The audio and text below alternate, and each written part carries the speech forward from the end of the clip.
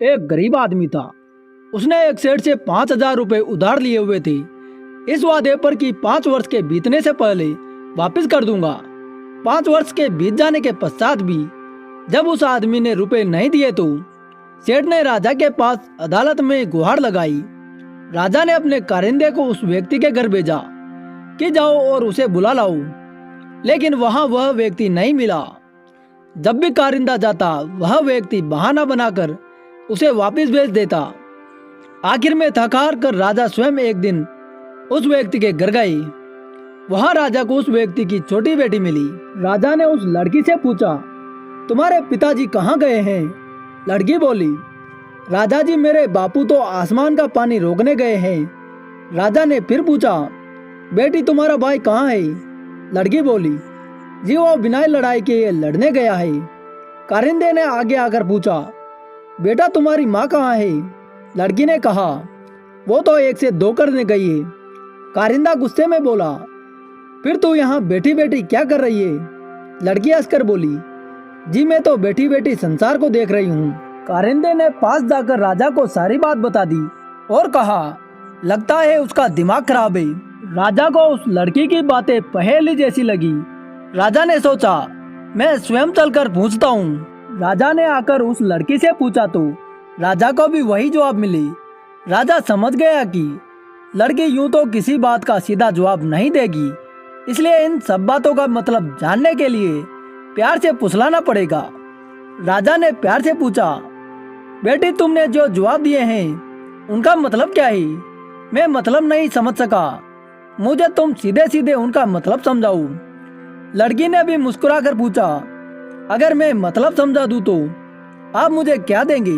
राजा के मन में सारी बातों को जानने की तीव्र इच्छा जागृत हो चुकी थी। राजा बोला, जो मांगोगे वही दूंगा। तब लड़की बोली, अगर मेरे पिताजी का उधार चुका देंगे तो मैं आपको सारी बातों का अर्थ बता दूंगी। राजा ने कहा, मेरा वादा रहा। लड़की बोली, महाराज आज मैं काम में लगी हूँ, कल आए। राजा के मन में उन प्रश्नों को जानने की तीव्र जिज्ञासा थी, इसलिए राजा को रात को नींद भी न आई और सवेरा होते ही राजा अपने मंत्रियों के साथ उस लड़की के घर पहुंच गए। आज वहां घर के सारे लोग मौजूद थे। वह आदमी, उसकी पत्नी, बेटा और उसकी बेटी भी। राजा को देखते ही लड़की ने पूछा, महाराज आपको अपना वचन याद है ना? राजा बोला, हाँ मुझे याद है। तुम अगर सारी बातों का अर्थ बता दो तो मैं तुम्हारे पिताजी का सारा कर्ज चुका दूंगा। लड़की बोली, मैंने कल कहा था कि पिताजी स्वर्ग का पानी रोकने गए हैं। इसका अर्थ यह था कि वर्षा हो रही थी और हमारे घर की छत से पानी टपक रहा था। पिताजी पानी रोकने के लिए छत की मरम्मत कर रहे थे। अब आप कहेंगे कि वर्षा तो आसमान से गिरती है और यह भी सब मानते हैं कि स्वर्ग आसमान में ही है। मेरी दूसरी बात थी कि मेरा भाई बिना लड़े लड़ाई करने गया है। इसका अर्थ यह है कि वो खेत में कांटेदार झाड़ी की बाड़ लगाने गया है। अब भोसड़े काटेगा तो कांटे लगेंगे ही, उसे खरोंचे लगेंगी, जख्म हो जाएंगे।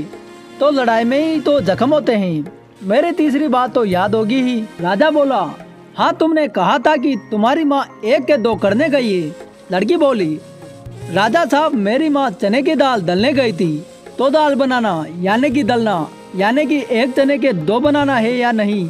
राजा ने कहा, ठीक है, लेकिन तुम अब यह बताओ कि घर बैठे बैठे तुम संसार कैसे देख रही थी? लड़की हंसती हुई बोली, राजा जी मैं उस समय भात पका रही थी और उसमें से 1 चावल निकाल कर देख रही थी कि भात पूरी तरह पका है कि नहीं। इसका मतलब है कि कोई भी पकते भात से 1 चावल देखकर जान लेता है कि पूरा चावल पका है कि नहीं। इस तरह मैं बैठे बैठे संसार को देख रही थी। यह कहकर लड़की चुप हो गई। राजा ने लड़की की बुद्धिमानी से प्रसन्न होकर कहा, बेटी तुम वाकई बहुत चतुर हो, पर यह बातें तो तुम मुझे कल भी बता सकती थी, फिर तुमने मुझे आज क्यों बुलवाया? लड़की हंसकर बोली, मैं तो बता ही चुकी हूँ कि कल जब आप यहाँ आए थे तो मैं बात बना रही थी। अगर मैं बातों में लग जाती तो बात या तो कच्चा रह जाता या जल जाता, तो माँ मुझे पीटती। और दूसरी बात, कल घर में कोई भी मौजूद नहीं था। अगर मैं बताती कि आपने कर्ज माफ कर दिया है तो मेरी बात का कोई भी विश्वास नहीं करता। आज स्वयं आपके मुंह से सुनकर इन्हें इस बात का विश्वास हो जाएगा और खुशी भी होगी। राजा लड़की की बात सुनकर बहुत ही प्रसन्न हुआ। उन्होंने अपनी जेब में से 10,000 रुपया निकालकर लड़की को दे दी और उसके पिताजी का कर्ज शाही खजाने से दिलवा दिया। साथ ही राजा ने लड़की की पढ़ाई के लिए धन भी दिया।